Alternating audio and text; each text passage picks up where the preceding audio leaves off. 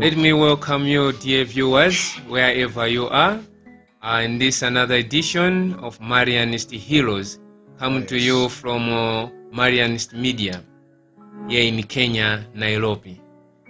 And in this program, we look at different individuals in Marianist family who lived exemplary life, following the footsteps of our Lord Jesus Christ. They tried to live holy life, and we emulate them in different way. And today we'll be looking at the life of our blessed founder, Joseph William Chaminade. And I'm not alone in this program. I'm with my brother, Thomas. But before we start, let us just take a short break.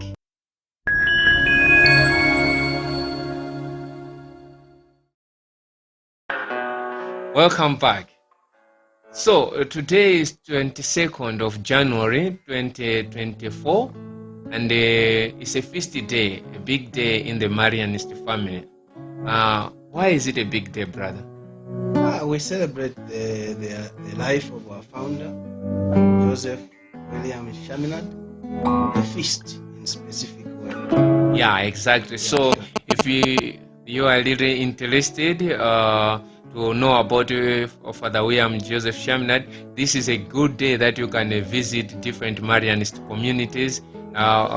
Those for you who are in Malawi, for those who are in Kenya, and others who are in Zambia, can still visit Marianist community all over the world, even in India. Those who are in India also can do this. Becoming Chaminade. No. Okay, anyway, so those also who are in US can also visit. You can know much about the Marianist, and also you can have an opportunity to eat. What? It's a feast day, man. To eat. They have to go and feast. Yeah, they can go and feast. Day. Yeah. And also prayer, right? The first thing is that's what I was waiting for. They have to go and pray. They should join the Marianist communities, Marianist family to pray. That's the first. But I think this time they can eat, because we have also one day of prayer. So this time maybe they can just go and eat. No, both. They have to go and eat. Because Chaminade emphasized that. And one of the Marianists will tell you that if anything draws you away from the prayer, especially community prayer, that you drop that particular person and come to you stay in the community and you pray, bro. Okay, fine. So today, as we have already said, we'll be looking at the life of Father William Joseph Chaminade. Maybe you can just tell us more, my brother. What do you know about Chaminade?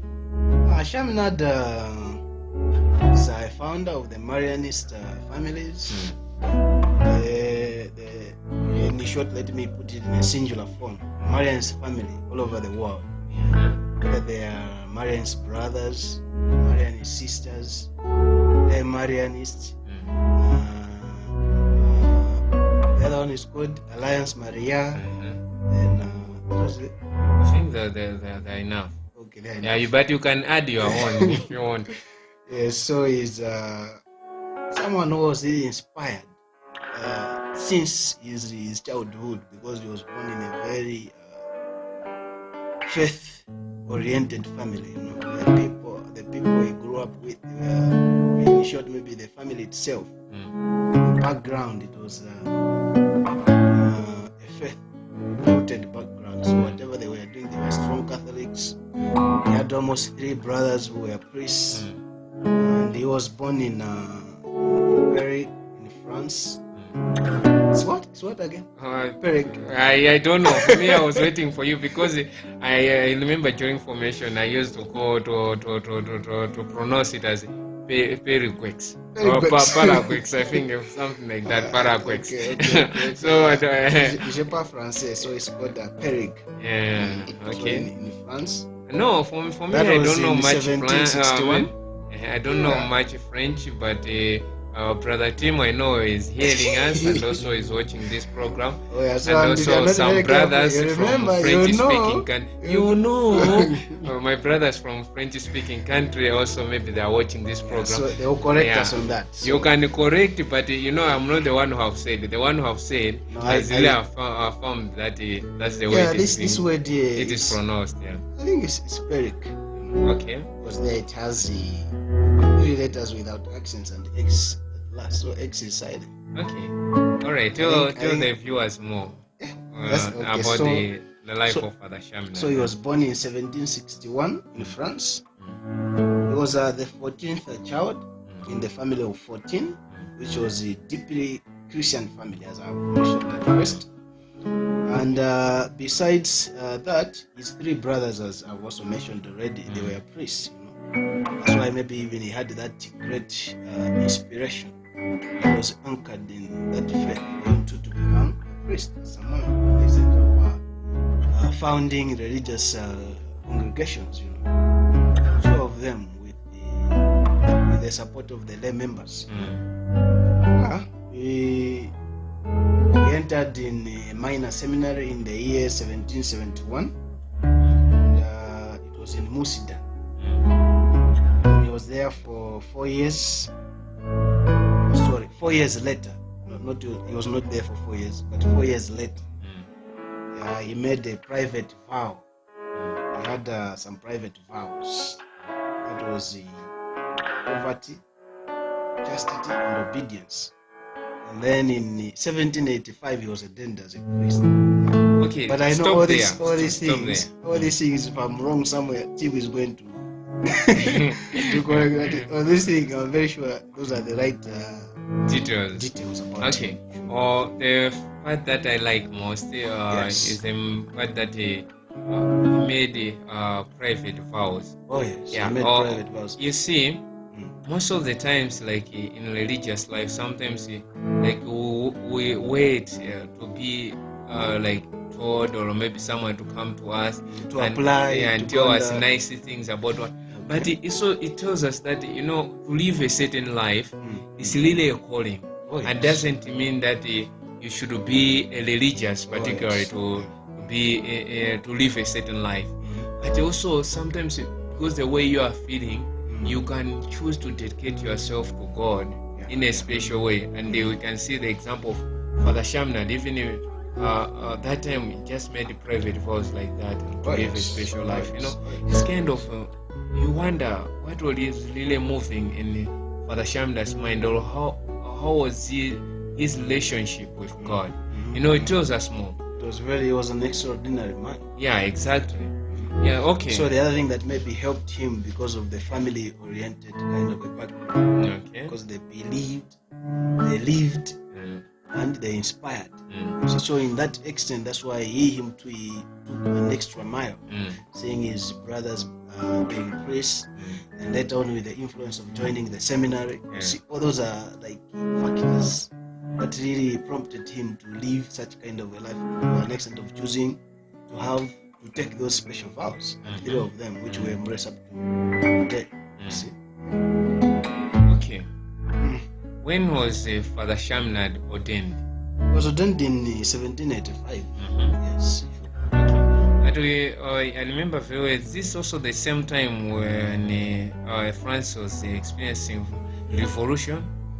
Yeah, I think later. I think in 1785.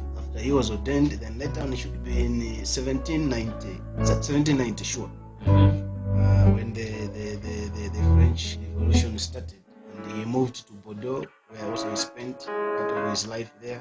And in 1791, he refused to take an oath to the civil constitution of the clergy, and those who were exercising priestly ministry, they were not, by then, since the government became so strong with that wanted to, you can say, to suppress maybe the Catholic faith, one or the other. Yes, because the government became stronger than anything else in France. Yeah, I remember from the history, this was a very difficult time, because when we look at France, that time, as it was called Gao, I think, something like that. I think that was the name.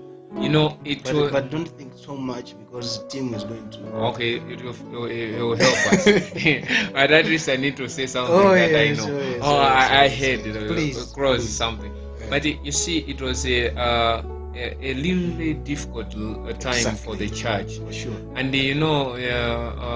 during French Revolution, it was a Christian society, but now they're more discovering of science, whatever. And when we are talking about French school and all this stuff, and this moment now, it was like people started discovering and getting some answers outside the church. And for this reason, church was not so much useful to them, and most of them lost their faith in church. And we see that this now it was also, we can say, it was a dark period for the church. Yeah, exactly. Especially in France, because the government and the church, they were not like friends no longer. They wanted the church to be obeying whatever the government is to do. Yes. That's why they were forcing the priests to take an oath. This oath is a constitution, civil constitution, to the government, not to the church, so that whatever the government says is what the priests have to follow. Yeah, and we see that at this time still Father Chaminade remained faithful to his call by even performing some of his ministry duties in secret. Yes. Yeah. So, what do we learn from there? Maybe. For me, there is we can learn a lot, even from that particular aspect. It might be only that aspect, but there are many things that you can learn from that. The other one, the first one, maybe we can say, is consistent in what we believe in. We know that this is the right thing to do. Why should we not hold to it? You see? So him believing that I am a priest and I know this is the right thing to be done, and I'm not supposed to do the other thing. So he held on that particular aspect. That's consistent.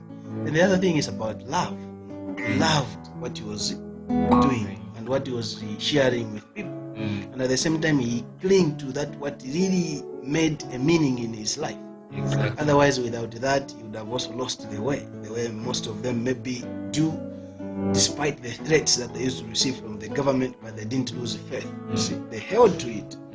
And in that, for him, he held to it, and on top of that one, he was sharing the love and the gospel that was needed to be shared with the people, especially those who were despairing, those who were more in bondage. By that time, many people were passing through a lot because they had, most of the times, the church brings the light to the people, the light of Christ, to brighten the lives of people, whichever situation they may be. So we have the church there. But now, in this case, it's the government that is controlling everything. The revolution, people are persecuting the Christians, especially. People are dying.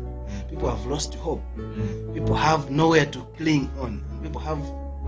It's like there was something devastating in everything. But him was there performing the right task. Of course, it was not the right time, but in some extent, it was the zeal that he had for Christ that made him to do that. Despite all the threats, that's why I'm saying it was not the right time, because of the threats that they used to receive.